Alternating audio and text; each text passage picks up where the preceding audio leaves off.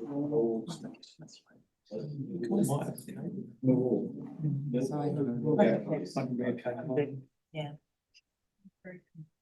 You need it? Nah.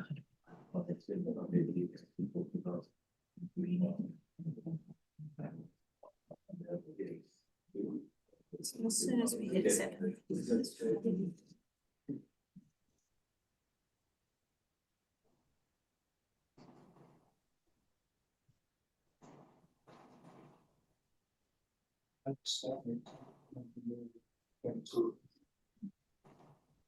There's lots of footballers. I have guys who play. I'm so fortunate. Going to to Man U, and then another one who played for us. One who to Recording in progress. Good evening and welcome to this North Sydney Council meeting. I welcome everyone who's joined us in the chambers and to those who are joining us online. And before we begin, if I call on Councillor Hoy to give the acknowledgement of country. On behalf of all present and those watching on webcast, I'd like to acknowledge the traditional owners of these lands in which we meet and to pay our respect to the ancestors and spirits past and present. Councillor Santa has sought leave to attend tonight's council meeting remotely. Do I have a motion to allow him in? Moved by Councillor Beregi, seconded by Councillor Antonini. All those in favour? And that is carried unanimously. Welcome, Councillor Santa. Could I ask you to put your microphone on mute because we're getting a little bit of feedback. Thank you. Are there any disclosures of interest for items on the agenda? Councillor Welsh. Yes, thank you, Mayor. A significant non-pecuniary for 10.12 because I'm on the board of the Crow's Nest Community Centre, and I'll leave the chamber. Okay. Councillor Carr. Yeah, significant pecuniary for item 10.12, and I will leave the chamber. Thank you. Are there any other? Councillor Keane. Yes, 11.1. My son plays for North Rugby. It's non-pecuniary, not. Could you turn your microphone on? Thank you. This meeting is being recorded and made publicly available on Council's website. Those present should refrain from making defamatory statements. By attending the meeting, you are giving consent to your image and voice being webcast. To councillors, council staff and members of the public, please ensure that mobile phones are turned to silent during meetings of council. And for councillors who need to use their phone to text, talk or engage in social media activity, you must leave the chamber to do so. And that takes us to confirmation of minutes. Is there a mover? I'll move them. Moved by Councillor Beregi, seconded by Councillor Carr. Any discussion? Put the item. All those in favour? And that is carried unanimously. Councillors, we've had some applications to address council on 2 items. The first is 10.11 North Sydney Olympic Pool Redevelopment Project Update, and the second is 10.12, the draft 2025 to 29 delivery program and the 25 to 26 operational plan. Councillor Beregi. Madam Mayor, I'd like to move a procedural motion that we bring forward item 10.11 North Sydney Olympic Pool Redevelopment Project Update and 10.12 the draft 2025 to 2029 delivery program and 2025 to 26 operational plan. The items be brought forward so we can hear from the speakers before we enter debate. Is there a seconder for the procedural motion? Councillor Welsh. I'll put the item. All those in favour? And that is carried unanimously. That then takes us straight to item 10.11 North Sydney Olympic Pool Redevelopment Project Update. There is one registered speaker, Mr. Davey McDonald. If you would please come forward and address council.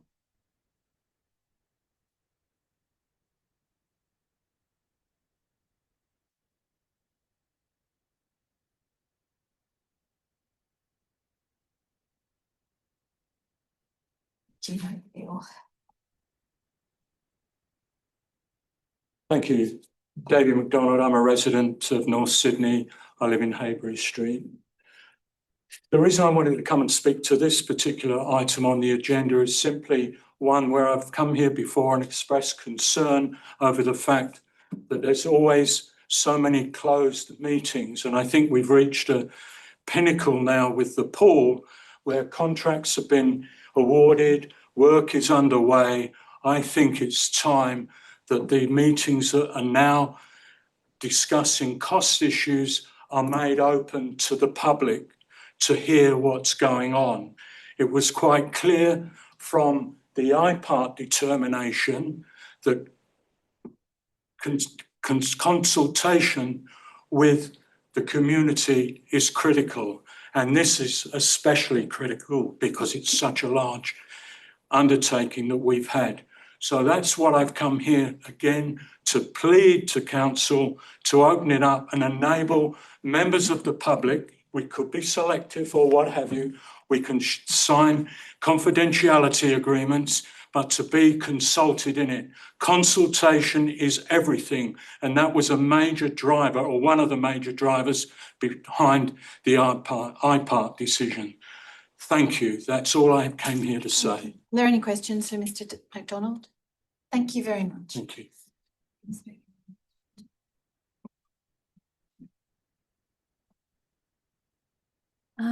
Councillors, is there a mover? Councillor Berrigan? Yeah, I'll move the recommendation.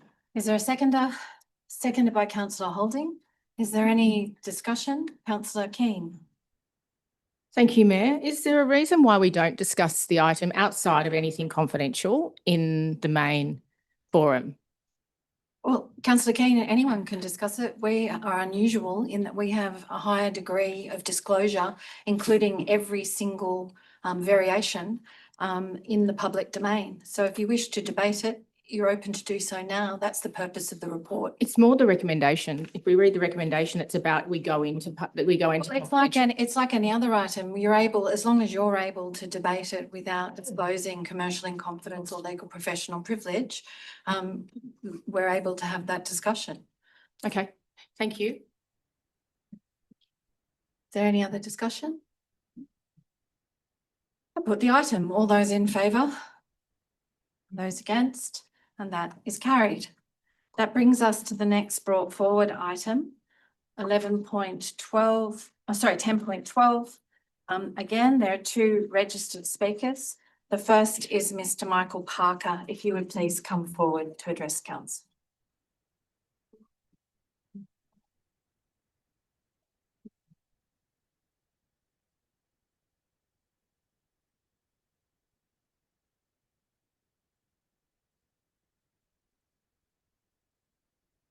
Michael Parker, owner with my wife of a unit in 22 Doris Street. Mayor, councillors, thank you for this opportunity to address council. Last time I was here, I pleaded with you not to send the rate rise submission to IPART. Moreover, I came with a recommendation to defer the submission. There were so many red flags in the submission, but there is one red flag I wish to highlight to the council, and that is public consultation. There are two ways to do public consultation: the tick the box, put it out for public consultation, and then ignore the responses, or engage in proper public consultation. That is, that it not only requires engagement, but also time and serious consideration of the responses. When it comes to rate rises, to the general public, rates include not only the base rate, but the additional levies and charges.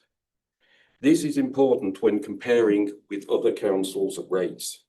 You need to specify the total minimum cost when doing comparisons with other councils.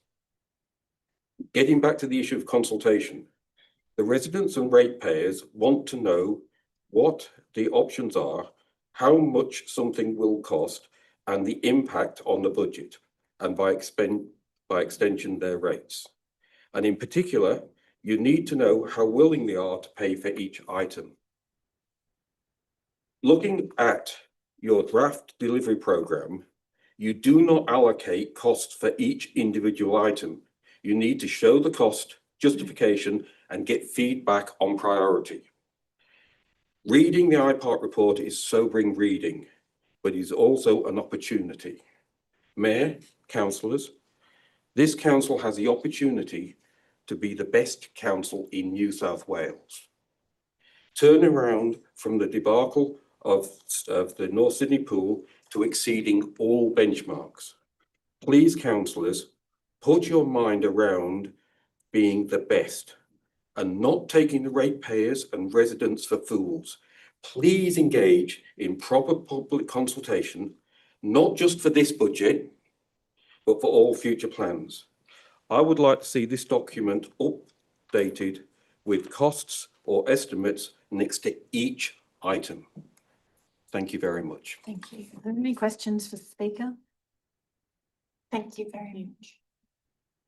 The next speaker registered is Mr. Davey McDonald. If you would please come forward.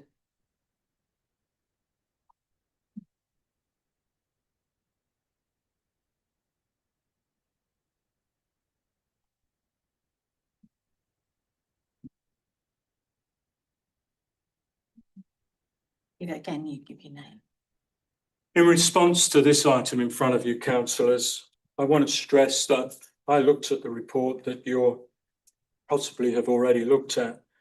And I want to stress to you that what the public want is a sensibly costed plan going forward that's easy to understand, not a 144-page critique of the IPART ruling, which was 77 pages long. That's ridiculous. And I'm going to go to a paragraph I've got in here immediately. We have heard how, it's in that report, heard it on the radio from the mayor, that IPART is not fit for purpose now. It's interesting because from the years 2019 up to 2023, we've been totally happy with it, to the extent in variations within that time period have amounted to, on one occasion, 12.3% in 2013-14, 2012-13 similar, and then in 2014 there was a 5-year extension of special rate variations of 5%. So it is fit for purpose, and it seems we are the only council that is having a problem with that. And I want to come to something I see as very concerning that's in the minutes that you guys are looking at, the agenda, and that is, and I believe this is weaponising the IPART decision and misleading, and it's fear-mongering. The IPART decision, it says, requires council to address liquidity through alternate measures, which will include reduction of strategic reforms, cost cutting, service restrictions, etc., etc. IPART didn't say anything like that. They never gave an instruction like that.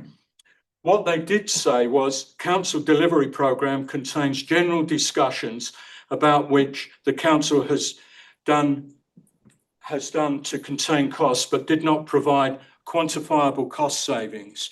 And in reference to that, cost savings are not taken from here and putting it there. Overall, there have been no cost savings whatsoever. Some of the initiatives were reviews, so it's unclear what savings, if any, of these reviews would achieve. So IPART also found that in the presentation, and I think this is what goes to the very heart of the CEO's response, is that it found that our Group 3 council has more full-timers than other Group 3 councillors. One for every 193 residents is the norm, whereas the average is 245. There's something to look at there. IPART assessed council's application and supporting materials against 6 criteria.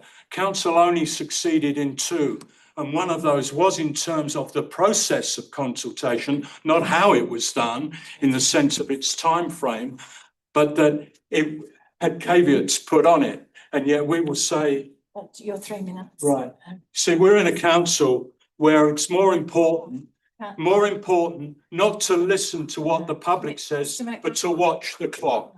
That's community consultation, which IPART has said is so wrong with this council. And these people here, as a collective, Okay, Mr McDonald, Will- I have to will- call you to order. well, you can call me to order, Mayor, but that's it. So thank you for hearing.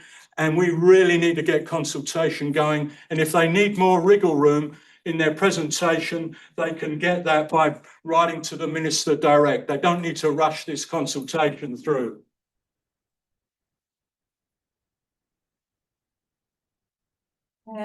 A mover for the item.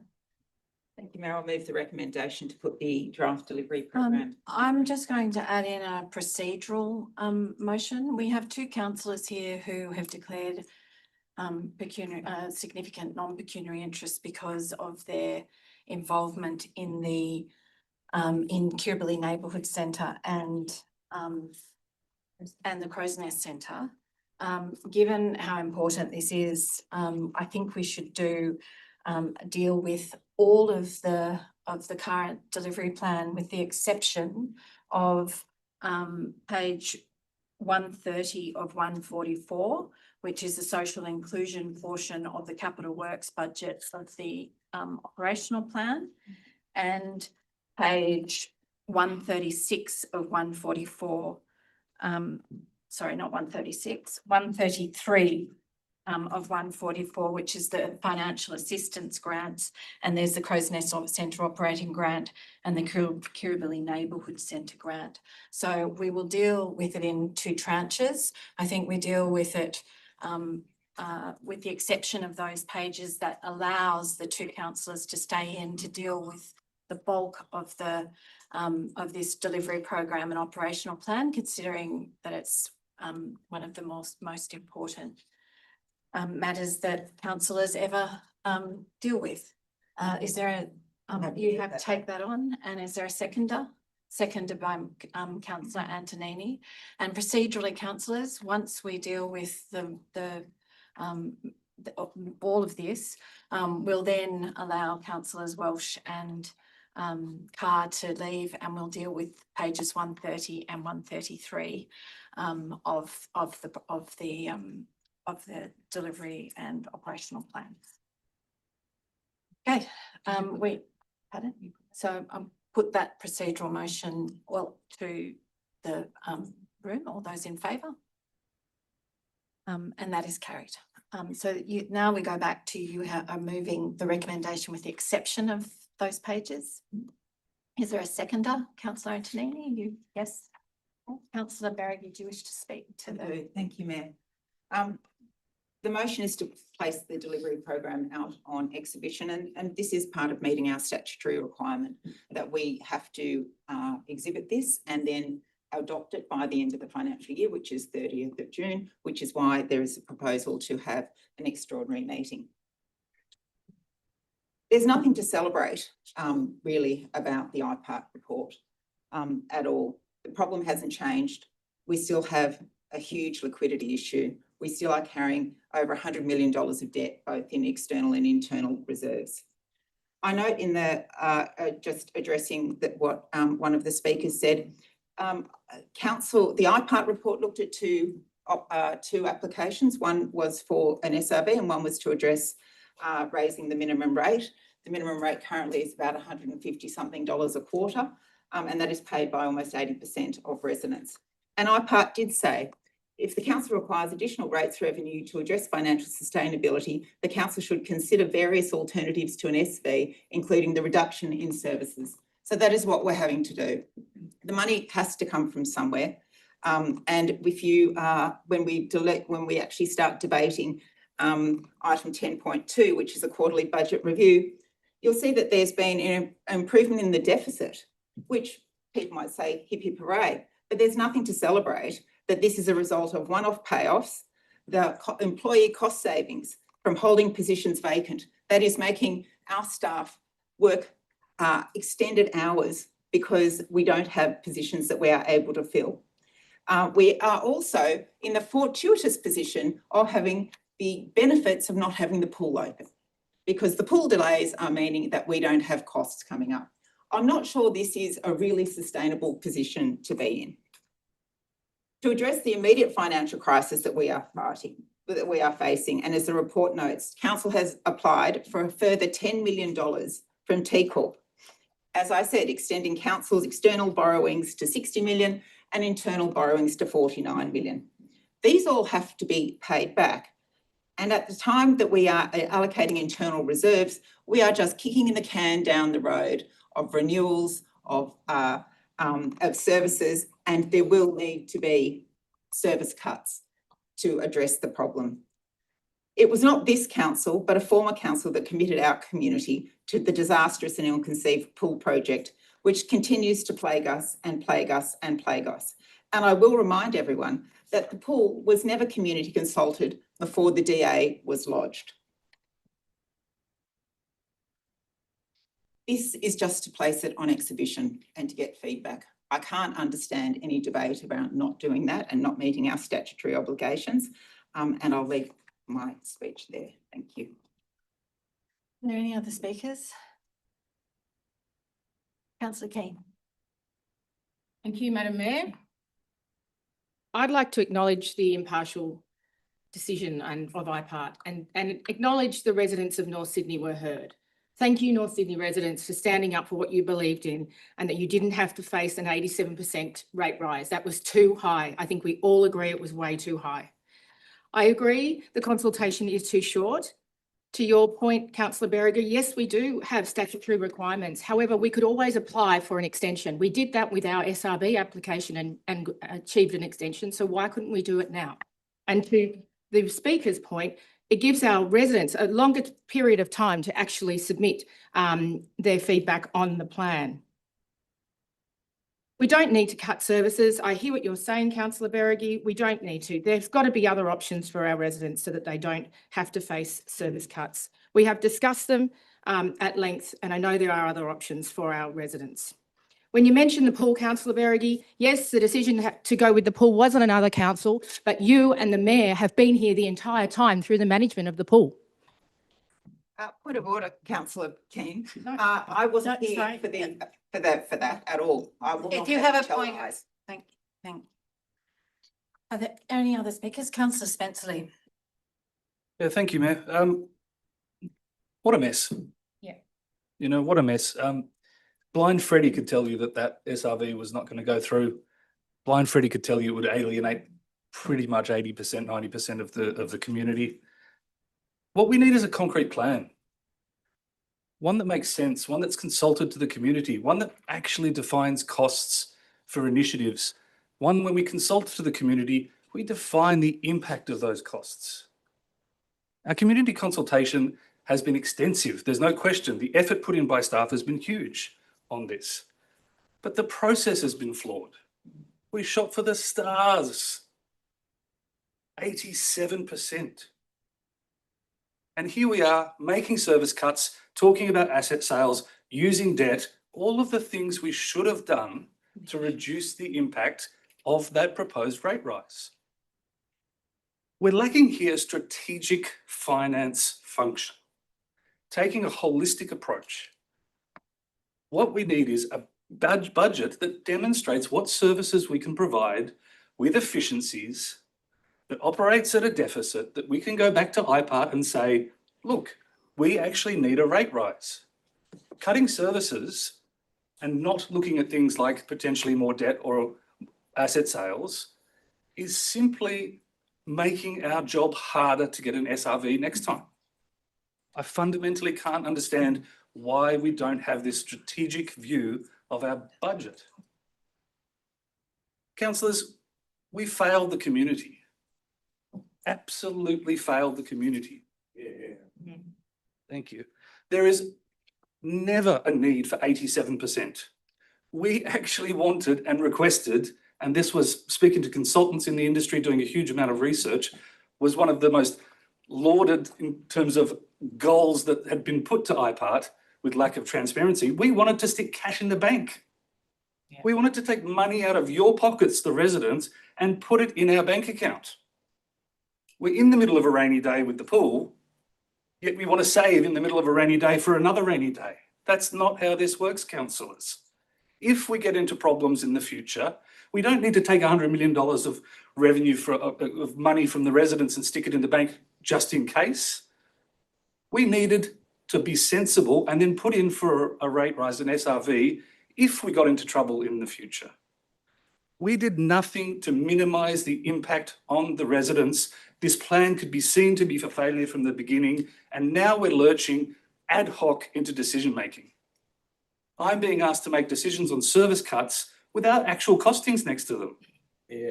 We're being asked to do it on May 26th, despite my repeated Point of order, requests. we're not actually, Mayor, we're not making decisions Well, on don't service do the cuts debate. tonight. Tell me Sorry, the point of we're order. not making decisions about service cuts tonight. That's- We're actually, And that is Putting it correct. down I on ask you exhibition. to withdraw Oh, and we're not apologise. withdrawing. It's factually I incorrect. don't need to apologise. This Well, wasn't that is, offending that anyone. is, that is the purpose of bringing brought to order. that If I'm it's incorrect, you're very happy to corrected say and it we was can incorrect. apologise. We don't need to be lurching from decision to decision. This is ad hoc decision making at its worst. We didn't, despite my repeated requests, we could have produced this backup plan months ago. Why did we not put two plans to the community? Here's what happens if we get our crazy 87%, and here's what happens if we get knocked back. Where is the strategic thinking? Why are we lurching? Why are we not putting what residents want first, consulting with them with costs, doing this in an orderly fashion? We talk a lot about the previous ad hoc decision making. I'm sitting in briefing rooms asked to talk about cutting services with no costs next to them. That's the most ad hoc you can put to the community. What we need to put to the community is a concrete, sound plan that takes a few years into account, that helps us and assists us getting an SRV so that we can repair the assets. We do need that.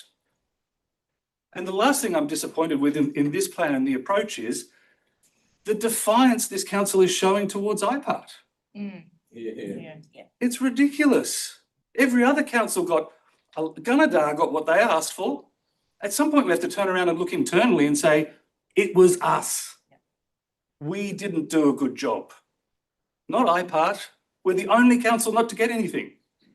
Why? Because we put in this an application that literally made no sense, that devoided the IPART process of its existence. If you can request from IPART to stick money in your bank account, what's the point of IPART? Thank you. That's your 5 minutes. Thank you. If you could turn off your microphone. Councillor Antonini. I'll be honest, I'm sad. This is not a victory. There is nothing to celebrate. Because of this decision, our community will pay the price. I'm part of the clean-up team, responsible for cleaning up the mess left by previous councils. Years of poor decisions, years of neglect, not just the mess of cleaning up a vanity project of an over-the-top pool that has put our council in debt, but years of ignoring our community assets, allowing them to fall into disrepair. Of a library, our only library, that floods on a regular basis. Of a sports centre that's had its roof blown off. Of archaic computer systems that are inefficient and not fit for purpose. We now even have engineers checking on our bus shelters, assessing their safety and whether they need to be closed and removed with no funds to rebuild. We've been told that our community only expects a level 4 or 5 of our assets. That means our community is content with poor or very poor community centres, sporting facilities, library, and all the other assets our council provides. To be honest, I don't believe that at all. Our community is smarter than that. Our Liberal councillors, along with another, have fought this council's financial repair at every turn. Why? It makes good headlines. It's certainly not about our community. We have a local member who has pursued a personal vendetta against this council that has spent taxpayers' funded money to try and discredit this council and to attempt to push it into administration. Point of order, Mayor. I think we're lurching into a little bit of accusations that may or may not be founded, but I don't What think. is your point of order? I don't know that these are factual claims.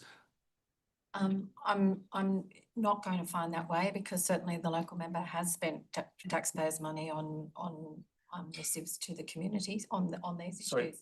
and to put us into administration, you're maintaining that that's, It's an So can you opinion. tell us the That's an time if he's going to have a opinion debate? arriving from that. So thank you. No, away you go.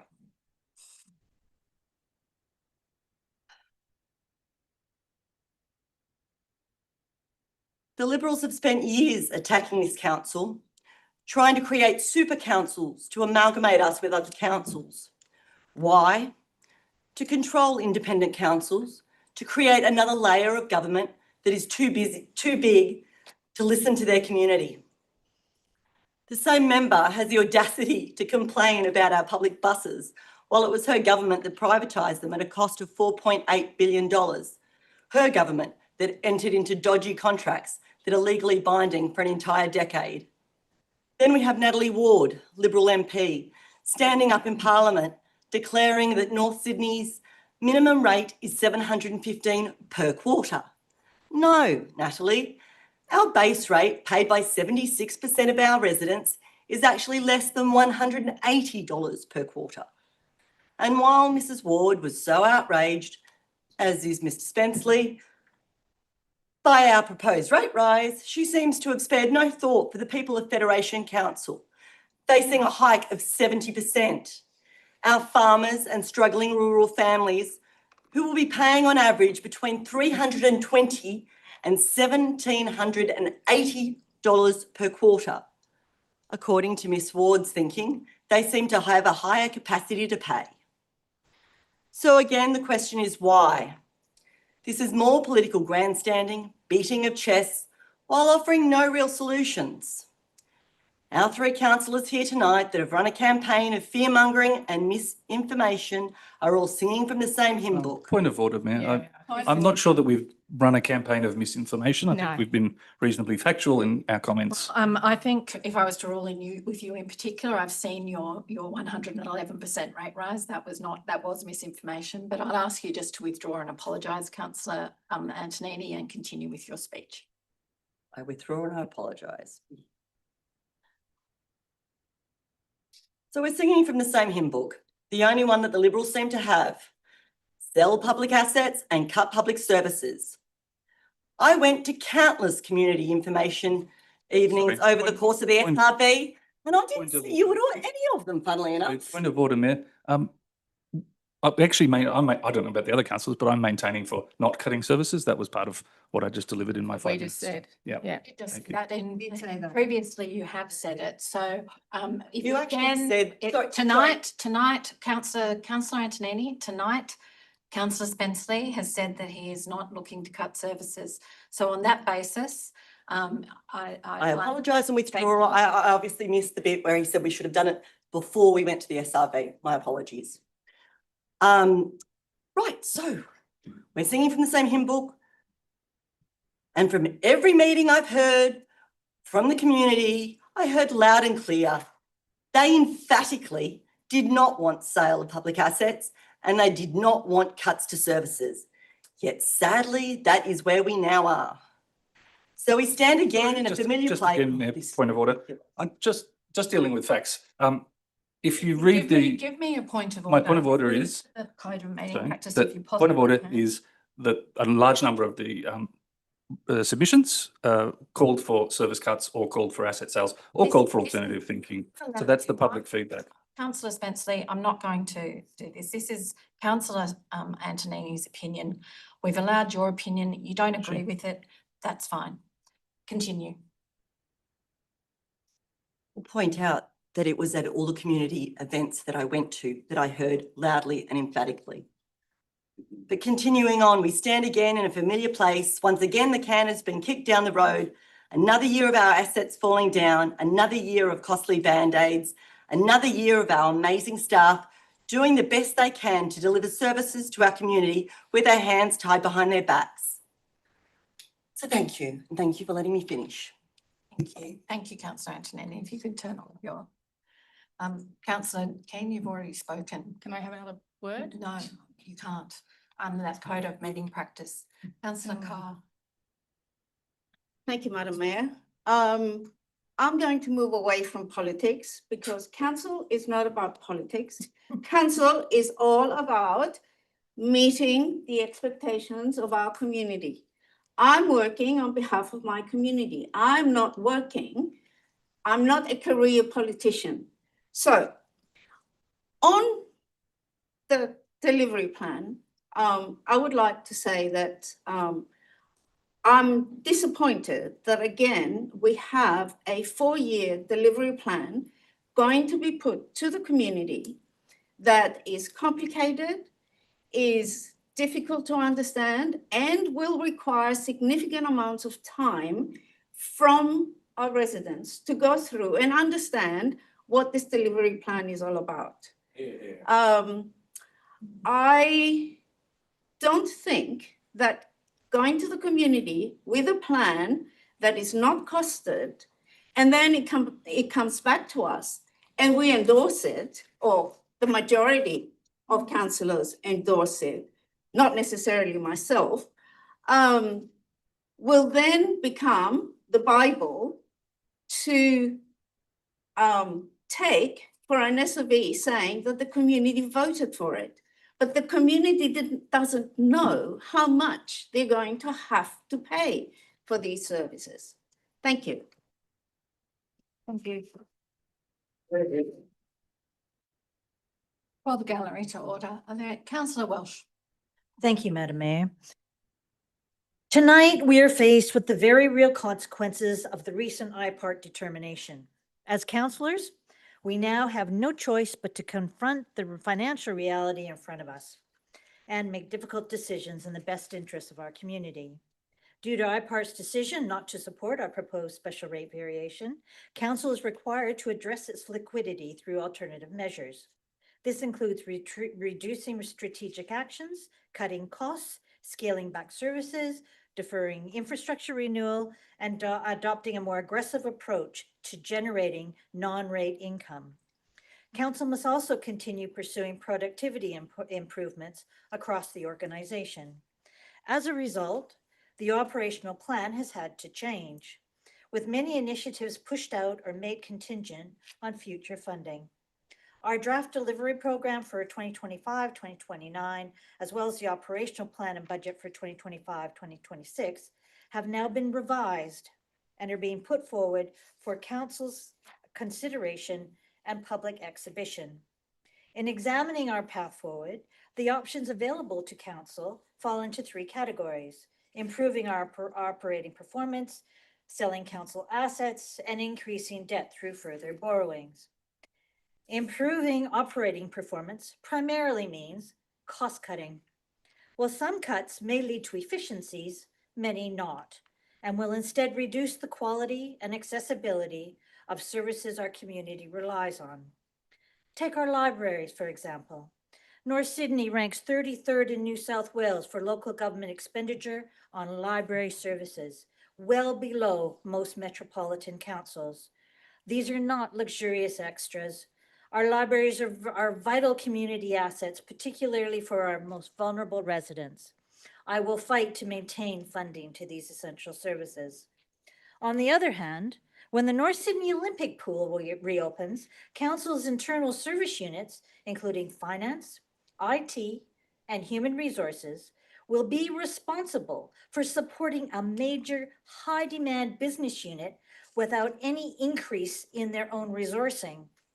The expectation is that this will be managed entirely through productivity improvements. But let's be clear. There was no meaningful contingency planning built into the pool project to account for this new operational pressure. When the project was first proposed, there was no plan for how the pool would be staffed or resourced once operational. Councillor Keane, you voted in favor of this project more than 23 times, including supporting the signing of the final contract before the designs were even completed. And now, despite the financial hole this has left us in, you continue to bring forward motions to spend more, seemingly without regard for how these initiatives will be funded or staffed. Worse still, along with Councillor Carr and Councillor Spenceley, You campaigned against a special rate variation that might have helped us manage the financial mess that you helped to create. Tonight, we must be honest with ourselves and our community. We are in a difficult financial position, one that demands transparency, accountability, and prioritization. That means protecting core community services. It means stopping projects we can't afford, and it means holding to account those who have made decisions without proper planning or foresight. I support the recommendation. The pool was 10% of the Well, SRV. that's actually not true. It was 23%. So It's we're, not the full, it's Councillor not the Keane, full I'm- SRV. I'm calling you to order. I'm again calling you to order. I know in previous councils, it was that meeting practice was given no respect, but the hallmark of this council is that we are having orderly meetings. Councillor Santa, do you wish to speak? Thank you, Madam Mayor. One of the great sadnesses concerning the rate submission is that the system for applying to IPART for an SRV requires us to submit on the basis of percentage rate increases only, and not actual current rate levels, either in comparison with other LGAs or in terms of what is needed in order for us to satisfy our community needs. Given this, it would appear that it is of no concern for some that this council's rates are half those levied by Mossman, Willoughby, Ku-ring-gai and Lane Cove councils, and 1/4 of those levied by the Northern Beaches and Orange councils. I had a friend from Orange who rang up during the day after that council meeting, where we had an overflow of interested people attending. She said she couldn't understand why there was this kerfuffle in North Sydney, since she was paying currently what we pay per annum, she was paying per quarter in rates. And I think this is one of the sadnesses of this whole issue. Moreover, given our higher residential densities compared with most other councils and the effect of a rating system based on unimproved capital value of land, just under 80% of our ratepayers pay the minimum rate, a much higher proportion than in most of those aforementioned LGAs. Another statistic which some have chosen not to consider relevant. As you know, Madam Mayor, in my short time as a councillor, I've been a strong advocate for small business. And given my prior experience in the tourism industry, I'm currently at a local government tourism conference, by the way, for the development of small business and tourism product in North Sydney, for example, the establishment of a nighttime economy in our currently 9 to 5, 5-day weeks CBD. And an important component of that business development role for the council would be the establishment of a council staff resource to help enable this desirable development for the community. Sadly, given the financial resources now available to council, I fear this may no longer be possible. And for that reason, I'll be voting for the recommendation. Thank you. Are there any other speakers? Councillor Hoy. This report comes to us in the wake of IPART's decision to knock back our SRV request. I won't quibble with that decision. We made a plan based on an assumption that we would have that SRV granted. That plan must now change. I welcome other councillors' call for consultation and for a plan. They're in luck. That's exactly what we are doing right now.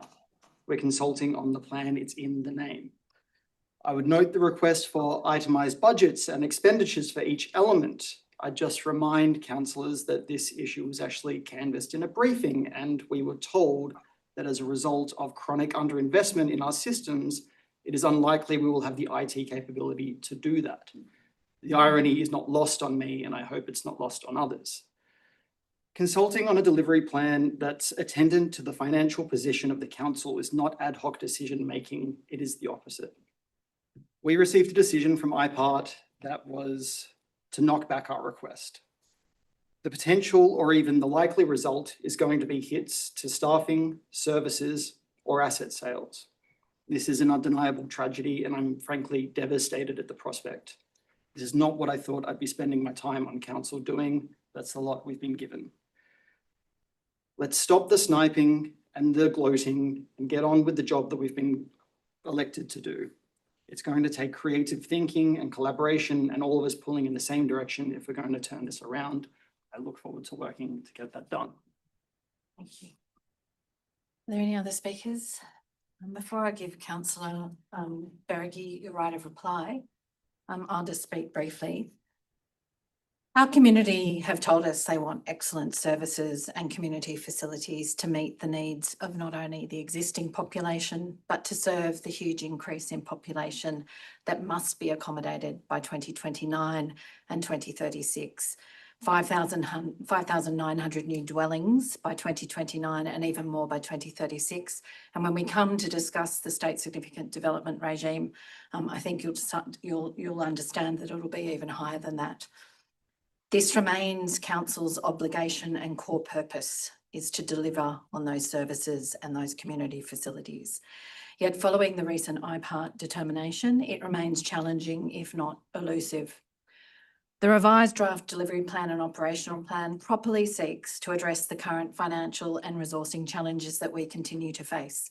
Those include a rate peg of a 4% increase to rates over the coming year, declining non-rate revenue amongst the lowest minimum rates in metropolitan Sydney, paid, as Councillor Santa said, by nearly 80% of ratepayers, denuded internal reserves that are meant to fund urgent repair and renewal of assets, and significant external and internal debt as a result of the North Sydney Olympic Pool project. We have an obligation to the next generation. We are required in every decision as a governing body that we make to put intergenerational equity at the forefront of our minds, both legally under sections 8, capital A and B of the Local Government Act, but also morally. Unfortunately, the harsh reality remains that this generation and the next and the one after that will be paying for the legacy of disastrous decision-making associated with the redevelopment of the North Sydney Olympic Pool and, crucially, the opportunity costs of those decisions, which is more than a decade of neglect of maintenance and renewal of council infrastructure that was perpetrated on our community by former Liberal-aligned councils. We have been entrusted to continue to plan for and deliver financial repair and reform that addresses the terrible financial impacts of COVID on non-rate revenue, which is estimated at $9.9 million. The devastating impacts of that pool project, which, as Councillor Beregi said, have generated $61 million in external borrowings, but drained council's reserves of nearly another $49 million. Those reserves that should have been spent on the other neglected assets, such as the Stanton Library, the Northern Suburbs Indoors Basketball Centre, the North Sydney Oval, just to name a few. The failure of previous councils to address those structural issues of the minimum rate have all contributed to both the current liquidity crisis and the need to secure financial sustainability for the next generation.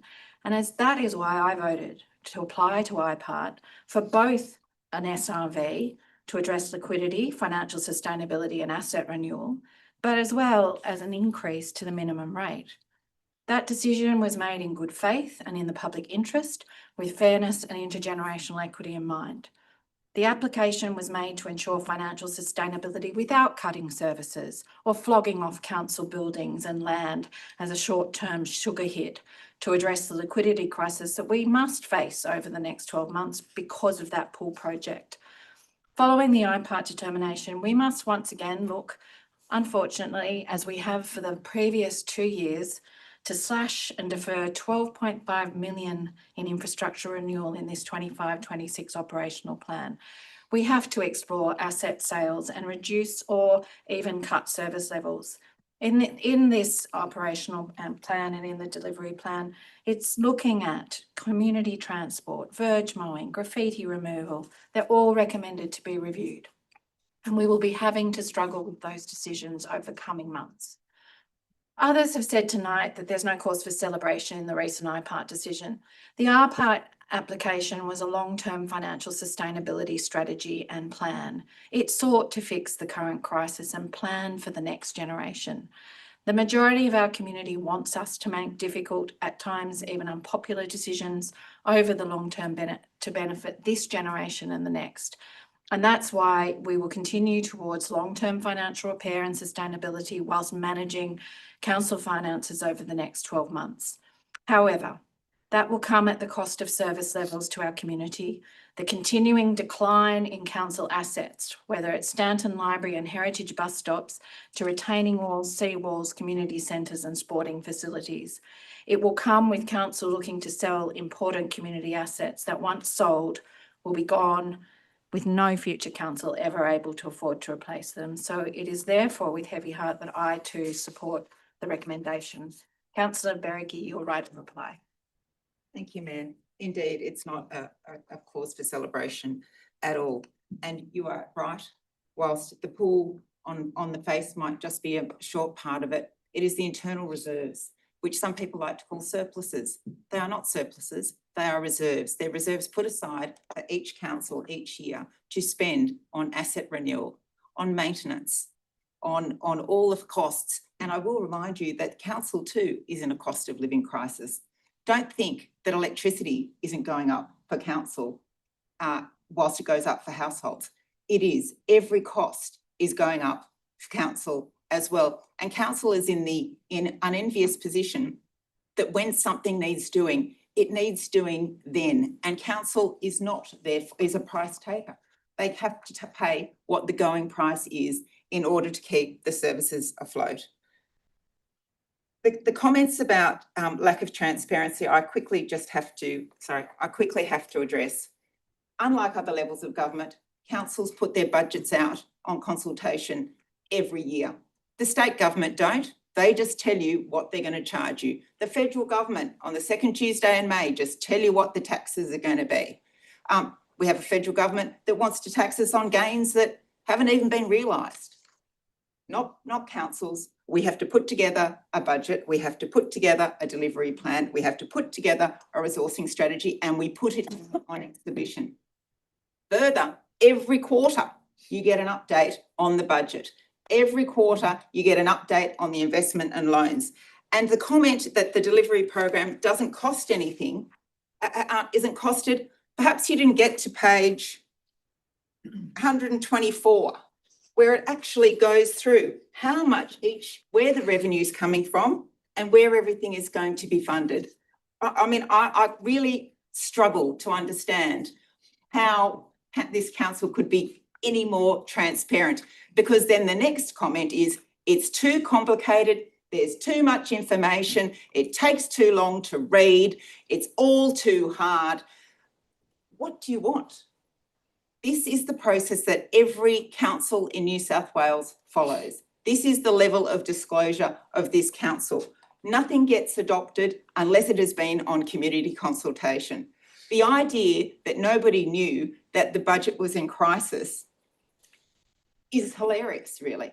Even Councillor Spencerley in his email before the last election said, we've got increasing debt and somehow we're going to have to pay for it. I went to the election saying we need a strategy of financial repair, and councils can't just issue more shares and get money in. They have a very limited way of raising funds, and our current way of raising funds is diminishing. Parking rates are going down. Traditional, like the Mayor said, from COVID, our cost recovery hasn't righted itself and isn't likely to do so. So these are the hard decisions. Those who celebrate we won, I just think, enjoy your victory, because the rest of the community is going to be suffering. I put the item, all those in favour, those against, and that is carried. That takes us back to the rest of the agenda. Is there a Just Mayor, point of order, we had to deal with the sorry, yes, Yeah. sorry. Thank you for reminding me. Councillor Carr and Councillor Welsh, if you wish to leave the chamber, is there a mover for the remnants of the page 130 and 133 of 144, Councillor Santa? Yep. And seconded by I have Councillor seconded, Berricky. yep. Is there any discussion about those two items going on exhibition with the rest of the delivery and operational plan? If not, I'll put the item, all those in favour. And that is carried. it's carried. Yeah, but I was against. You'll be recorded in the minutes. And so we'll invite the councillors back in.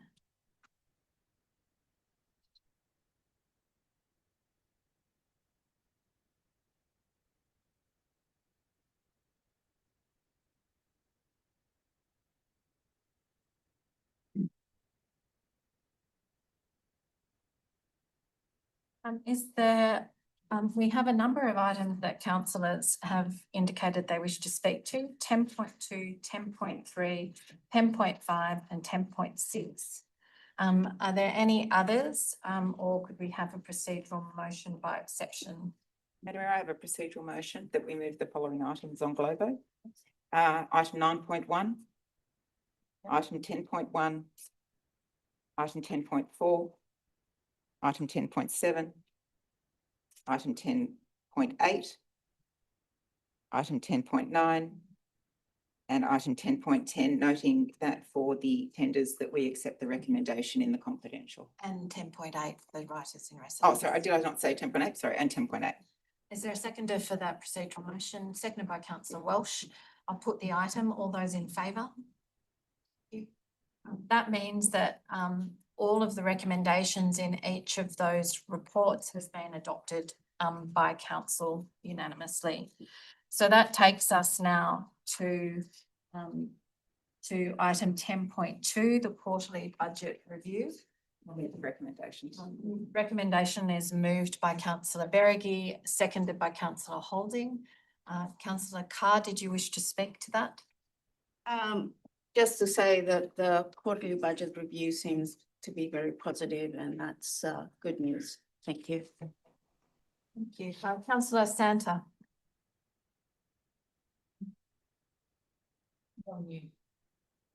If you could, councillor Santa, if you could unmute, please.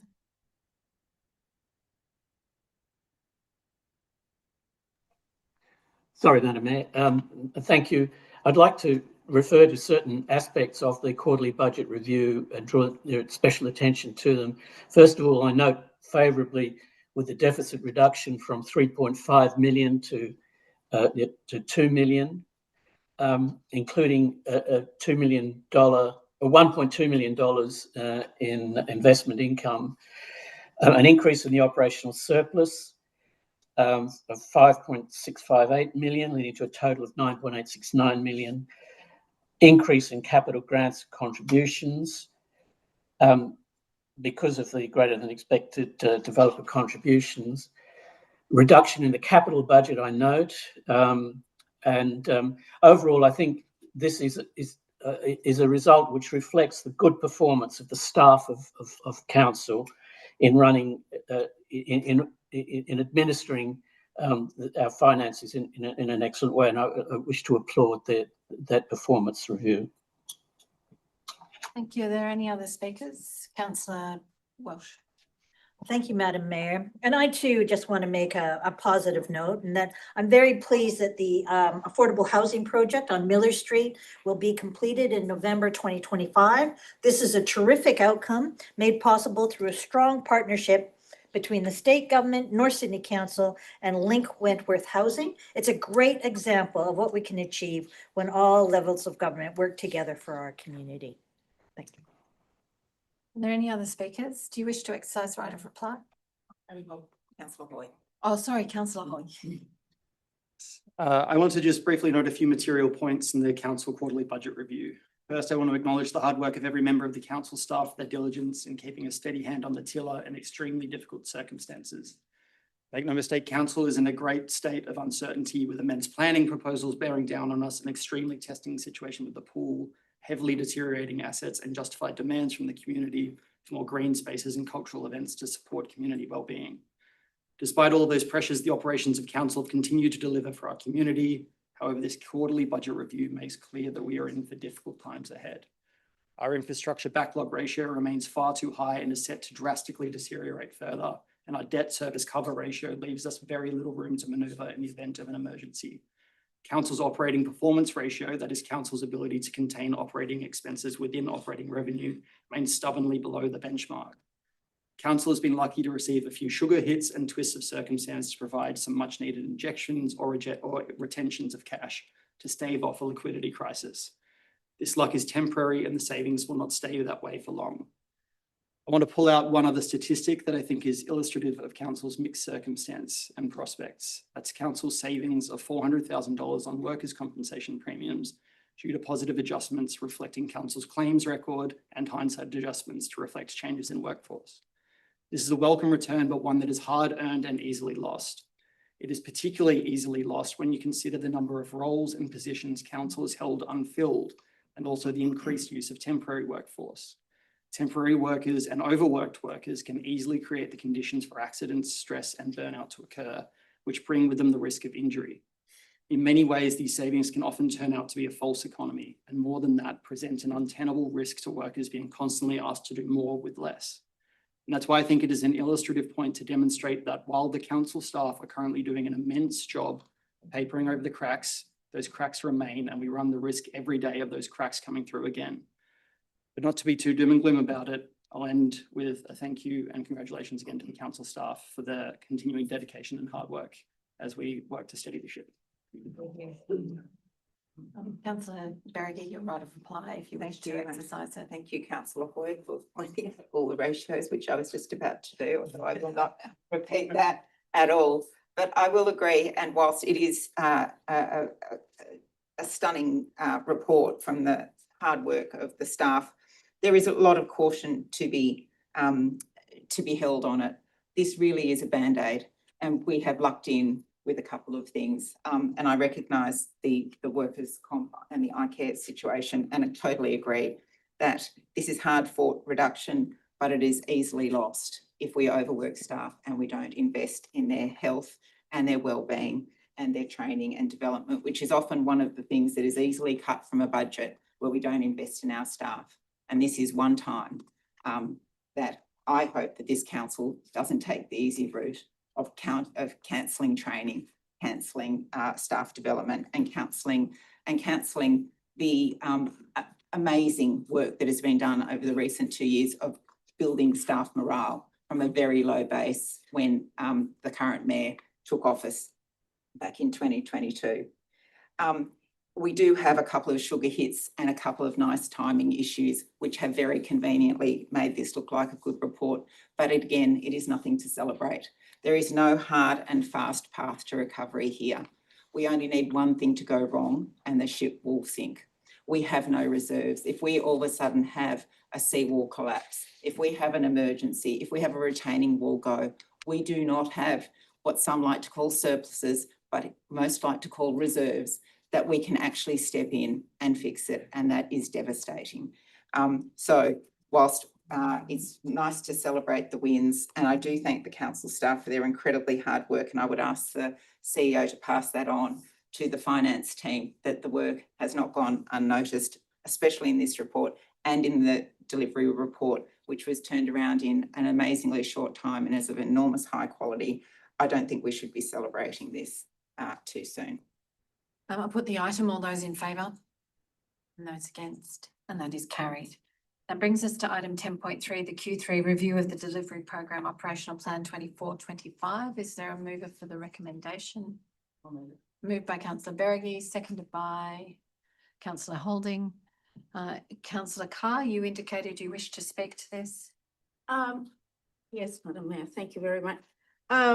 It's pleasing to see that the delivery plan and the operational plan for this financial year, or to this financial year, is progressing well. It is also good to see how many projects have been delivered with a current financial income. And therefore, I am questioning the need for an SRV to deliver additional services. Thank you. Are there any other speakers? Councillor Keane. Thank you, Madam Mayor. I also note the fact that there's 147 projects on track out of 192, so that's a good result, and 10 have also been completed. Thank you. Any other speakers? I'll put the item, all those in favour. Those against, that's carried. That brings us to 10.5, 52 McLaren Street, North Sydney, post-exhibition report. Is there a mover? I'll move it. Councillor Berge, if you're moving it, would you take on a number 9? That council right to the Minister for Planning and the Minister for Housing, urging them again to provide 100% affordable housing on their state-owned land, comma, at the very least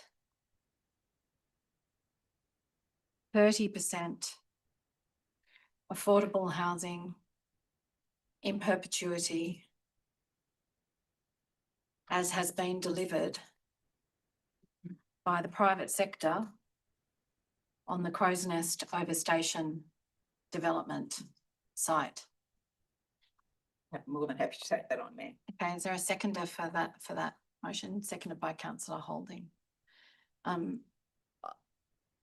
So do you wish to speak to the Right. item? I'm happy to hit my right of reply. Are there any other speakers? Councillor Carr, you identified this as one you wish to speak to. Yeah. I will be voting against this item because there were 69 submissions against the proposed development. And no doubt you have all seen the most recent communication that was sent to us all this afternoon. The residents, nearby residents, have voiced concern about the availability of information before they purchase their units in an adjacent building. They have concerns for overshadowing, traffic, and loss of amenity. And for all these reasons, I will be voting against the recommendation.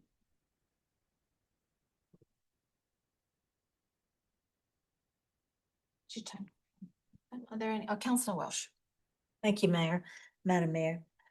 Okay, the planning proposal for 52 McLaren Street has understandably drawn significant community attention. The level of engagement reflects the complexity of planning in high density urban environments where competing priorities must be carefully weighed. It is never easy to strike the right balance, particularly in areas under pressure from population growth and urban renewal. Following a thorough assessment of all submissions and with regard to the strategic context provided by the 2020 Civic Precinct Planning Study, the report before us recommends that the planning proposal proceed to the next stage of the plan-making process without amendment, that the voluntary planning agreement be executed with no further changes to the public benefit scope, and that the proposed DCP amendment be adopted with the removal of the cap-limited car parking provision to 80% of the general DCP requirement. This recommendation seeks to balance community concerns with the long-term planning objectives for our civic precincts. Thank you to the council staff for this excellent report, and I do support the recommendation. Councillor Keane, do you wish to speak? Yep, thank you, Madam Mayor.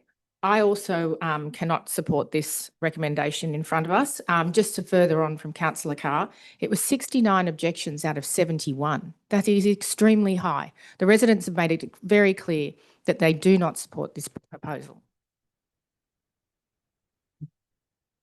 Councillor Holding. Yeah, thank you, Madam Mayor. I just wanted to speak briefly. This is, as Councillor Welch has already mentioned, it's a difficult area. It's a difficult one. This, I have to say, I would also back up the council's report. It does deal in great depth with a lot of the submissions made by residents and people that objected against it. It goes through each and every issue that raised and gives a response. It may not be the response that was wanted or desired, but it does consider all of those aspects. And the report is excellent, although it is tough reading. This is a very high density area, and views are always tricky things. The ones towards the harbour are easier to maintain, I guess, legally. The ones facing in the other direction are harder. And this is a very complex area, and I think the report has done a good job in trying to balance many of those issues.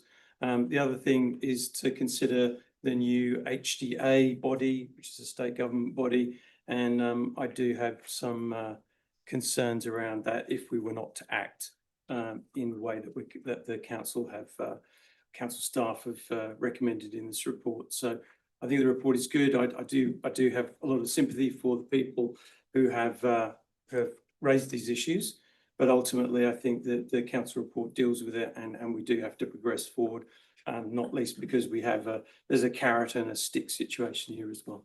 Thank you. Thank you. If you turn off your microphone. Are there any other speakers before I give councillor Berkey right of reply? I'm just going to speak briefly about this and echo some of the concerns. I've read the most recent submissions from those at 168 Walker, and I have a great deal of sympathy.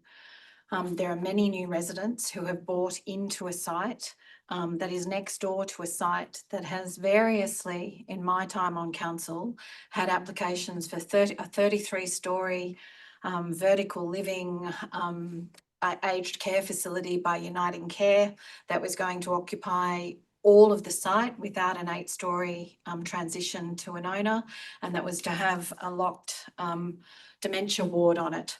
That was then followed by the enormous, and this is the story, unfortunately, not just of North Sydney, but of metropolitan Sydney more generally, under the current free-for-all that the state government of both political persuasions have been putting on around housing and high density housing along public transport routes. As long as I've been on the council, this particular location has been slated for very high-rise development, and that has been to some extent, as Councillor Holding said, turbocharged by the state significant development process. This particular planning proposal, I've heard the submissions that people were disappointed that they weren't notified of it. Our council, unlike many other councils, has a policy of providing as much information outside of the statutory requirements around planning proposals as is possible. But the state of New South Wales planning system is a broken object. It has terrible outcomes for individual residents. As a council, we are under a requirement by the state government to deliver on, as I said earlier, 5,900 new dwellings, completed dwellings even, by 2029, as well as the planning that we have been carefully undertaking for the last decade. The Civic Centre plan identified this as a site that could take this sort of height. There's been a deal of work and negotiation around the transition, particularly towards St Leonard's Park and Winona. It is a difficult, highly constrained, highly congested precinct. Every year there is a different and more concerning application that lands in this precinct, from whether it's Redham House and the impacts that that has had to what is happening on the Cbus site further down Walker Street. This, unfortunately, is part of the state government policies around housing, and given the careful analysis in the council officer's report, I think that reluctantly one must support it.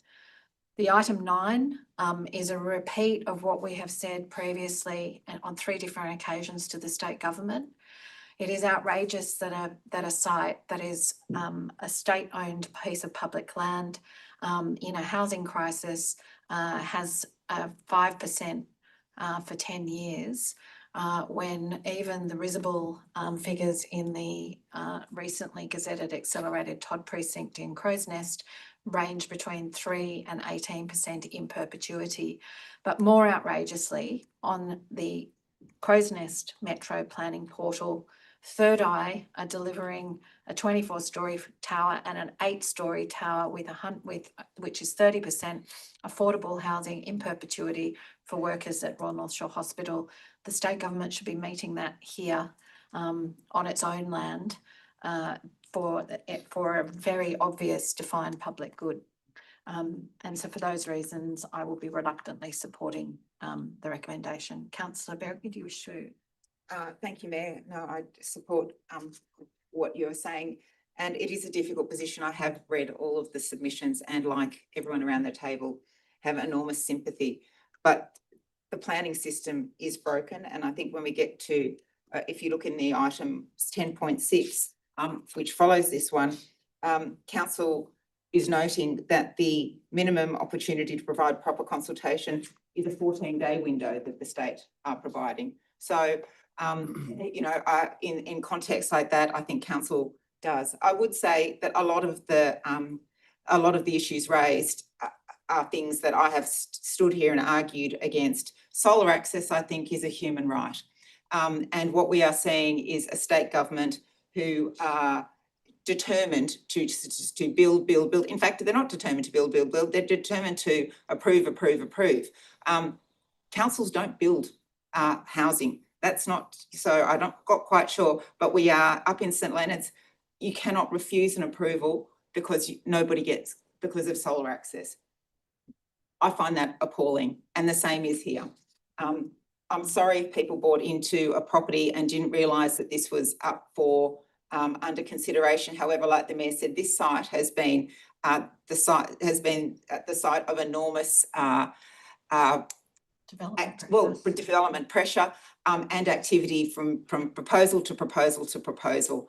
All I can say is that having acquired the site with taxpayer funded money in a housing crisis, which I don't actually know if it's a housing crisis, it's an affordable housing crisis. There's a glut of houses if you're not in affordable, but the majority of people are in an affordable housing crisis. So it is really quite disgraceful that a state government can, with taxpayer money, buy a site that nobody else is going to be able to afford once it's sold and not deliver 100% affordable housing. Either there's an affordable housing crisis and they want to solve it, or there's not one and they don't. Put the item, all those in favour, those against, and that is carried. And that brings us now to item 10.6. No, unless you have registered to speak, we've made the decision. The next item is item 10.6, state significant development applications. Is there a mover, Councillor Welsh? Is there a seconder? Councillor Berrigy, or do you wish to speak to the item? Yes, thank you, Mayor. Okay, at present, there are at least 16 foreseeable SSD or state significant development applications in the pipeline that will require some form of response from council. Many of these applications would in the past have come through council for assessment. People that have just moved into North Sydney, I thought, you know, you would be able to understand 11 stories, yes, but not 26 stories, where there's 18. It's not our meters decision. between Well, it is our decision. a building and new building. Look, I'm very sorry.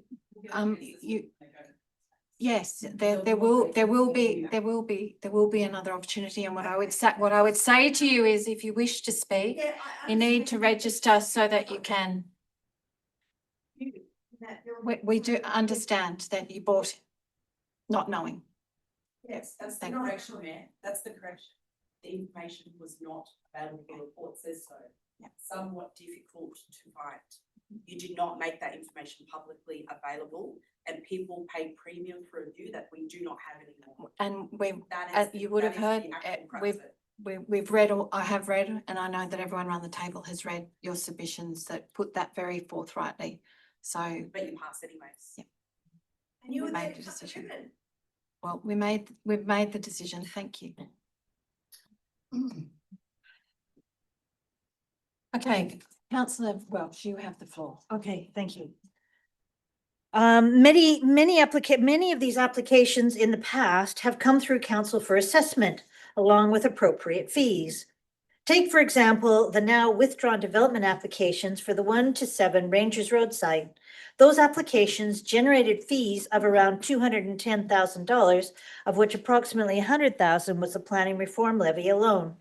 However, when an SSD is large for that same site, no compensation will be made to council, even if the staff are required to provide a detailed and considered response. This shift in the planning process places a growing burden on council staff and systems. Council is still expected to provide input across various departments, urban planning, infrastructure, traffic, environment, and more within a 14, as Councillor Berge said, within a 14-day response time. That is a significant ask, particularly when you consider the scale and potential community impact of many of these developments. Put simply, these SSDs are consuming council time and expertise without any of the resources that would usually accompany a standard development application. It is an effective cost shift from the state to local government. Staff are being asked to participate meaningfully, to offer collaborative input, and to ensure community voices are heard, but without the funding or capacity to do so effectively.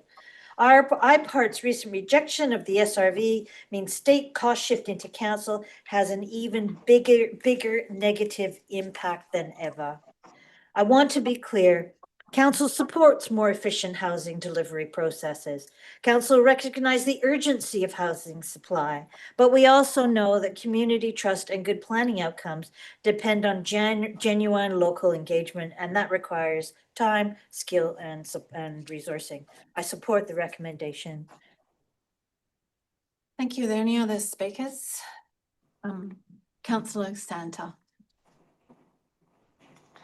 Thank you, Madam Mayor.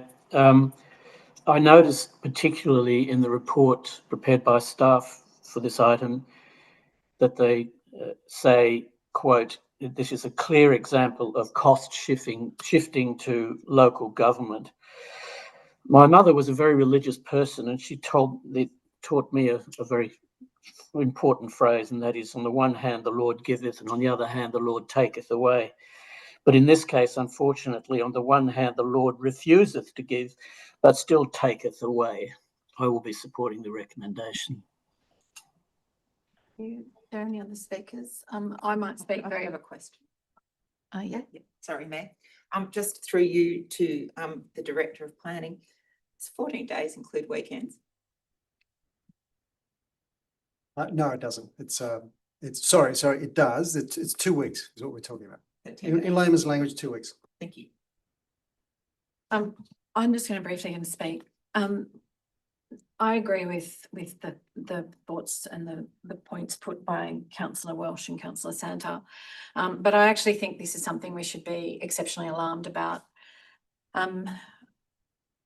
Over the last decade and a half, there's been this absolute deliberate stripping of local planning powers from local communities. And I didn't think we would ever get to the point where we now have a bizarre fast track. Anything involving housing to deal with an affordable housing crisis can now go to a troika of 3 unelected bureaucrats who can give it a rubber stamp to hurry it through most people regard it as a worse system than the old Frank Sartor Part 3A that Barry O'Farrell was famously elected to abolish. It does feel like it's the buying of favours, and the only favour you have to have done is that you convert a commercial DA you had to housing, and in you go. And lo and behold, fast track. So between February and April of this year, when the Housing Delivery Authority Troika was first constituted, 10 sites have been through that relate to the North Sydney local government area. 3 of those were not declared as into the fast track, and those 3 comprised 510 units. 1 was deferred in Alfred Street, and that means it'll be coming back probably in the next few weeks, and that has 160 units. of the remaining sites that have been declared, there are 1,927 units proposed. All up on those 10 sites, 2,607 units, or close to 50% of our 2029 housing target on 10 sites alone. And that's in 3.5 to 4 short months. They will then be ushered through the state significant development planning system. And when you look at the minutes of the Housing Development Authority, the meetings are exceptionally short. There's very little consideration given to the merits of those applications. The transcript is even scarier because most of it discloses that the Troika are encouraging applicants to go to the Department of Planning to negotiate with those developers for public benefits. So for example, 15 Blue Street, which is the Zurich building site, and next door to it over North Sydney Station, the Kirsten Fishburn urged the developers to speak to the department about negotiating public benefits that might be useful. All of this bypasses council. All of this bypasses council's planning adopted and consulted planning controls. What a random bureaucrat in the Department of Planning would understand about a real public benefit for North Sydney would be of interest to me. But in any event, it's happening behind closed doors. The idea of a 14-day notice period is ridiculous, and it's insulting, because the reality is the assessment of any of these large applications will take much longer than 14 days. It could be the statutory timeframes without changing any of their fast tracking.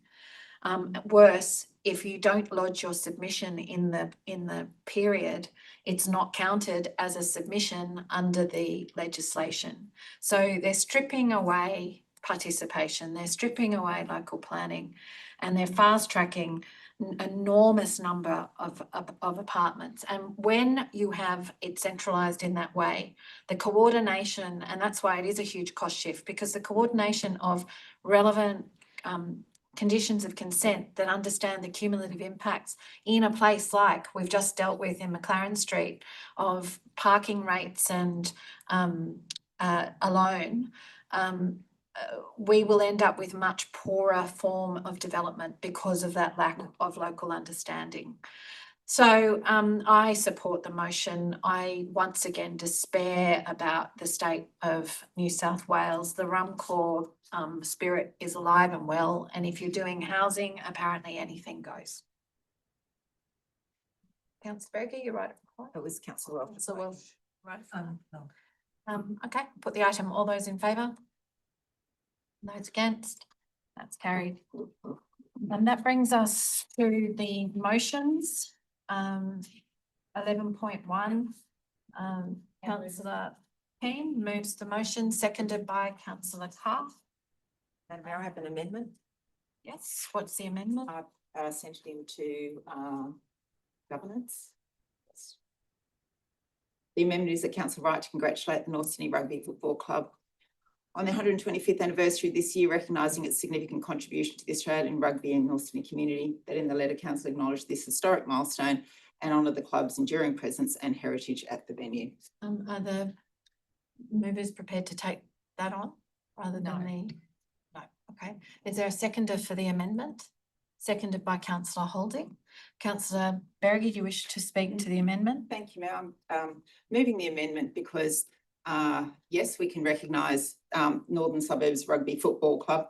However, there was no costing with the plaque. I really think that having just gone through this, saving our money, not throwing money around, only spending it when we have processes in place, that this just flies in the face of it. I've often heard these councillors say we have to look at nice to haves, not must haves. This is a nice to have, and really to be putting a plaque on North Sydney Oval, which is one of the places that needs a lot of work and was going to benefit from the SRV, which is in such an appalling state. I think the only plaque that we put on it is to hold it up. Okay, wish to speak For the motion against the amendment? or Yes, I'm against the otherwise? amendment. I want to just acknowledge the fact that Northern Suburbs Rugby Club has been around for 125 years, which is a milestone. It is extremely significant to have a community rugby club playing at North Sydney Oval and still bringing the whole community together. And I think we can find, it doesn't have to be a plaque. It can be an acknowledgement of the fact they've been there 125 years and they've been investing in our community. So sure, it doesn't need to be a plaque. It can be just something that acknowledges the club and their commitment to our community. Are there any other speakers? I put the amendment. All those in favour of the amendment? And those against? And the amendment is carried. The amendment becomes the motion. If you wish to put the motion, moved by councillor Berrigan, seconded by councillor Holding. Was there any discussion? Sure. I'm disappointed that the councillors are not actually going to look at some other form rather than just a letter for Northern Suburbs Rugby. However, at least they've got the acknowledgement on the floor of council. At least councillors can understand or at least commit to the fact that we've got a fantastic rugby club in the middle of North Sydney that they should be recognised. So I just want to congratulate Northern Suburbs Rugby and thank them for bringing our community together over 125 years. Any other speakers? Councillor Holding. Yeah, I was just going to say the point of the amended motion was to acknowledge and recognise that. It just took out the plaque aspect. So it really did what you said, that you didn't really care that it was whether it had a plaque or not, but you wanted it to be acknowledged, and this amendment does do that. So I feel that the amendment was valid and should go. Thank you. Any other speakers? Put the motion. All those in favour? Those against? And that is carried. Motion 11.2. I'll move it. Moved by councillor Kane, seconded by councillor Carr. And now I have an amendment. Yes, councillor. I've sent it into governance. Similar, happy to acknowledge the Bears, happy to congratulate them on becoming the Perth Bears, happy that they've been rebranded. But again, a plaque is a bridge too far, and this acknowledges their contribution to our community. Is there a seconded by councillor Holding for the amendment? I'm not taking it on, Mayor. You're not taking it on? Okay, do you wish to speak to the amendment? No. Where it's the same reasons as before. Anyone wish to speak? Councillor Kane?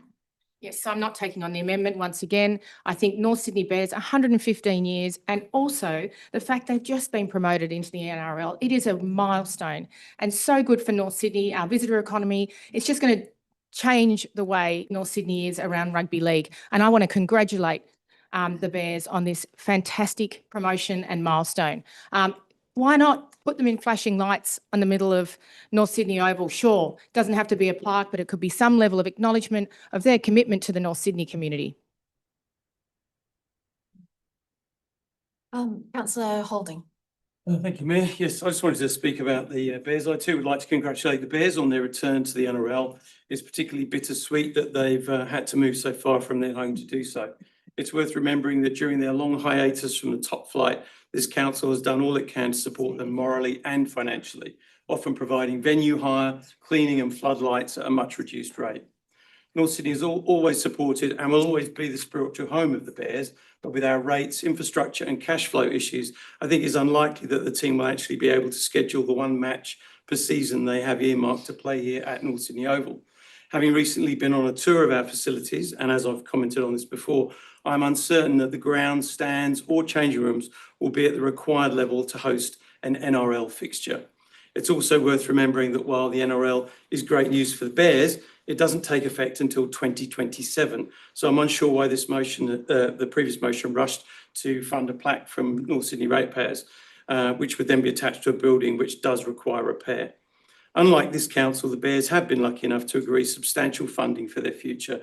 For their return in Perth, the Western Australian taxpayer will provide a minimum of $65.6 million over 7 years, and this doesn't include any commercial sponsorship deals. I wish them the very best, but funding a plaque at this time seems ill-advised, and that's why I support the amendment. Thank you. Would the movers of the amendment take on a clarification point in 2, which is that it's the North Sydney Bears 115th anniversary of playing at North Sydney Oval. They're actually 117 years old. Happy to take that on. And seconder, yeah. Councillor Antonini. Well, as the granddaughter of an ex-Bears player, I bet it be third grade, that was said to have one eye red and the other eye black. I grew up next to the old scoreboard at Bear Oval. Although I'm very excited to finally have the Bears back in first grade, I do find it slightly ironic that the councillors that have fought the financial repairs that we desperately needed to repair and restore our beloved Oval are the same ones that now want to stick a plaque on it. I wonder where all this Liberal love was when our founding team was unceremoniously ousted from the club, from the comp. Should I be surprised that the same councillors who say tighten the purse strings and stop wasting our money are keen for a ribbon cutting? Newsbreak, there is no rainbow with a pot of gold at the end. But I do say that I'm very excited for the Bears and I look forward to seeing them back on the field. Thank you. Can you turn? Thank you. Are there any other speakers? Councillor, It's my motion. it's the amendment, so if you wish to. I just briefly will speak to it. I too, having grown up with the Bears, I'm thrilled to see that they're back playing. It is hilarious though that they're going to Perth. I wish them all the best. I'm happy to congratulate them on their longevity at the Oval, but can't support a plaque. We'll see what happens in the future. I'm going to put the amendment. All those in favour? Those against? And the amendment is carried. It becomes the motion. I've put the motion. All those in favour? Those against? And that is carried. Councillor Carr, you indicated that you had a matter of urgency. Yes, thank you, Madam Mayor. A matter of urgency. I'd like to move it. Can I move it? Well, you have to ask, you have to describe, you said Okay. it's a matter of urgency, so You go. Yeah, so you're gonna you have to up. explain what the urgency is so I can rule on it. Okay, why I have put, why we have put this forward is that there have been a number of residents that have contacted us saying that they find it quite dark in parks, especially after the sun goes down, and the lights in the parks are not on, from a safety perspective. Yeah. So you're moving that it's safety related? Yes. That's the point of the urgency? Yes. Okay. I'm a bit puzzled as to why you haven't raised this as an operational matter with Council's Director of Open Space, but I will rule it as a matter of urgency so that you may debate it. Do you wish to, and so I'm putting that finding to the, procedurally to the council, that the matter is ruled to be a matter of urgency. And I invite you to vote as to support that motion. Can we speak to it? No, it's a procedural motion. Once we get the urgency done, then you can move the motion. Okay. So I'm putting that it's a matter of urgency. All those in favour? Those against? That is carried. Now that brings you to the moving of the motion. I'll move it. Moved by councillor Keane, seconded by councillor Carr. Councillor Berry amendment, which I've sent into governance.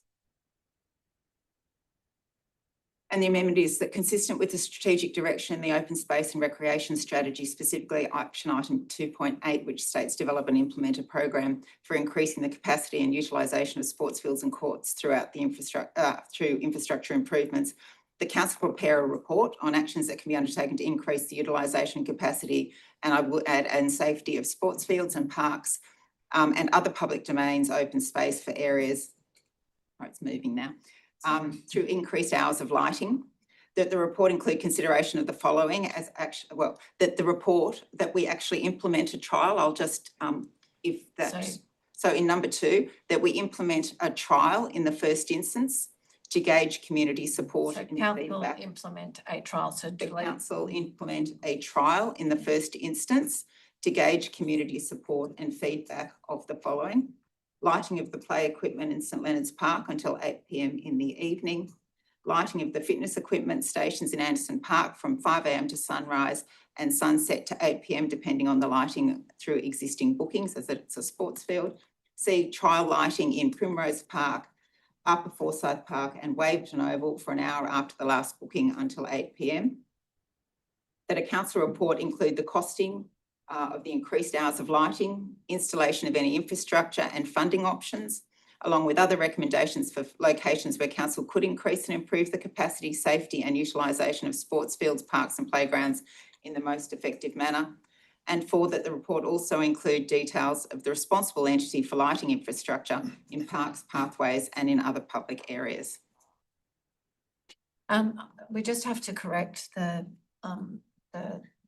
minutes. So 2 is meant to read that council implement a trial in the first instance to gauge community support and feedback, and then delete everything up until the dots. the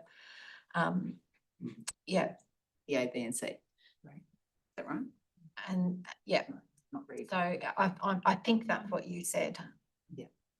The council plan a trial in the first instance to gauge community support and feedback of the following. Of the following. Yep. So what you're moving is we have a report generally about increasing access through lighting and other means to Correct. sporting facilities, Including sporting places, funding. but that is that immediately implement a trial? or- Yeah, I was just going to ask if you would add in, make the trial like 3 months over this winter A period. 3-month trial. Yep. Rather than, starting now, because otherwise if we wait too long, it'll be late already. So a Yeah. 3-month trial Trial, over yeah. over the 2025 winter period. Winter period. Happy to take that on. Would you also add that the reports include the impact on wildlife? Sure, absolutely. So in 3, that the report include the cost of increased hours of lighting, installation of infrastructure and funding options.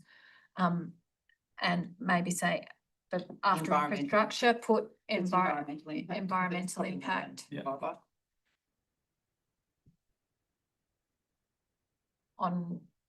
on flora and fauna. Yep.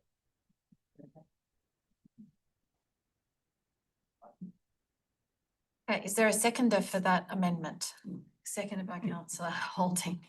Choose to speak. I for the will, Mayor. amendment. I have actually been in contact with the director about this, having had many people come to me and ask about whether, like in COVID, we had sports ground lighting on for longer hours and it did develop a sense of community. It is dark by 5:30. Most people aren't home from work by then. All dogs need walking, all children need playing, and all people need recreating and some passive recreation. What I did talk to the director about was that it is to ensure that it is consistent with the strategic directions that have been adopted by this council. And the reason for choosing Primrose Park, Upper Forsyth and Waverton is that they are already lit ovals for sport, but we are able to dim the lux. So that makes it more cost effective to light them. And we are also, there was also concerns raised that we didn't want sporting teams and the like playing for an extra hour, which will then interrupt what is effectively passive recreation for the community. So this is a trial. For those of you who may know, a lot of it's pretty dark at 5:30 in the morning, but there are people actually using the fitness equipment and bringing their own lights. So it probably is something that we should look at, and I think a 3-month trial will give us some very valuable feedback on the community appetite for doing this, and then obviously we'll have to look at the costings. But may I ask a question to Director of Open Space and Infrastructure? Some of the lighting in parks and playing fields is council care and control. Another is Ausgrid controlled, isn't it? So would it be, so that's the question. Through you, Mayor Baker, that is correct. I wonder whether the movers of the amendments have put in, is there an? Oh, there was an item 5, sorry. So it seems to me that so item 4. Sorry, Mayor, there was an item 5, which was that the report include of item 4, the report include details of the responsible entity, okay. So that we can work out which is Ausgrid and which is council. Okay, great.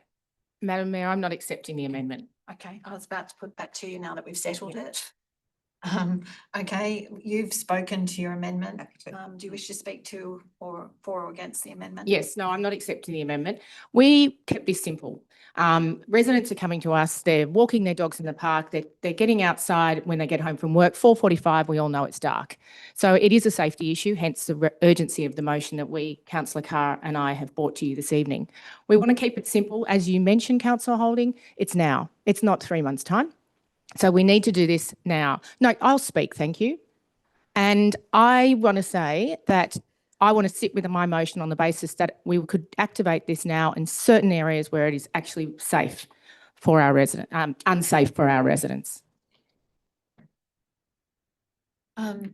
Councillor Holding, but before I do, could I just ask of the movers of the motion, where are the locations that you are saying are unsafe? Because the amendment is saying start something now, and it's given a list. If you would identify the locations that you believe to be. Forsyth was one, that's correct. And Waverton, there's some in there that have been highlighted, and also St Leonard's Park. So yes, there are some in there, but not all. What the residents were asking is if we could. The question to you was, what are the other locations? All. We look at the whole of the LGA. So you're saying immediately, whether we know whether it's Ausgrid or not, immediately start lighting without that? Well, no, we have to work with Ausgrid, absolutely. Okay, thank you. You've clarified your position. Yeah. Councillor Holding. I was just going to clarify that the 3 month part was to commence straight away. So it would just, so obviously we only want the trial to go while it's dark, and in 3 months' time it'll be like, so it is in the amendment, it is to start straight away immediately. Yeah. Did you wish otherwise to speak to the amendment? No, that's fine. Councillor Spenceley. It was just to move an amendment to the amendment that we. A foreshadow. Is that right? Oh, okay. It was more just to insert the words that as soon as practically possible. Are the movers of the amendment happy to take on the words as soon as practically possible? So in item 2, you want the council implement a 3 month trial as soon as practically possible over the winter. Well, the winter period is now, but happy to put in if. And is the seconder? Yeah, that's Yep. fine. Okay, then you don't need to do a foreshadowed motion. Okay. Are there any other speakers to the amendment? Not to the amendment. Well, yes, thank you, Madam Mayor. As Councillor Keane said, we try to keep the motion as simple as possible so that we can increase safety straight away, given that it is getting dark very early and the lights in the parks are not on.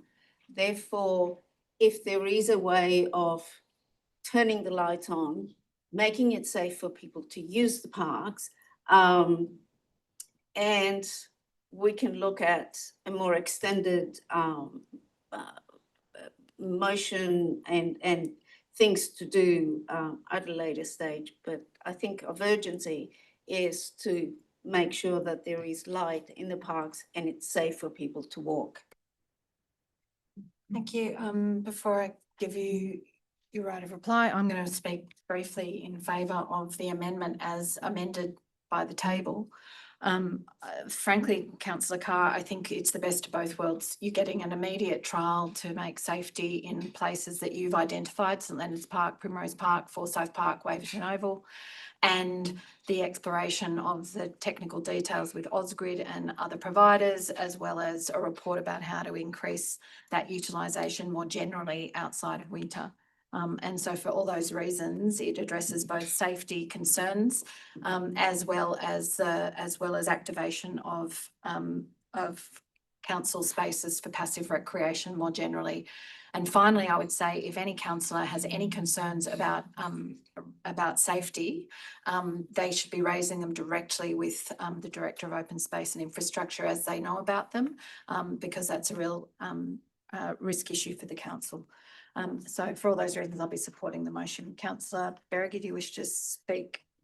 Just briefly, Mayor, yes, this is an immediate kind of response, but based on some work that I have been investigating with residents and then consulting the director. And I do, there is a safety issue, but if there is a specific safety issue, I don't think anybody should be waiting for a motion on the floor of council. That is an issue straight to the CEO. Thank you. I'm going to put the amendment. All those in favour? Those against? The amendment is carried. The amendment becomes the motion. I put the motion. All those in favour? And that is carried. And that brings us to close of the meeting. Thank you all for your participation.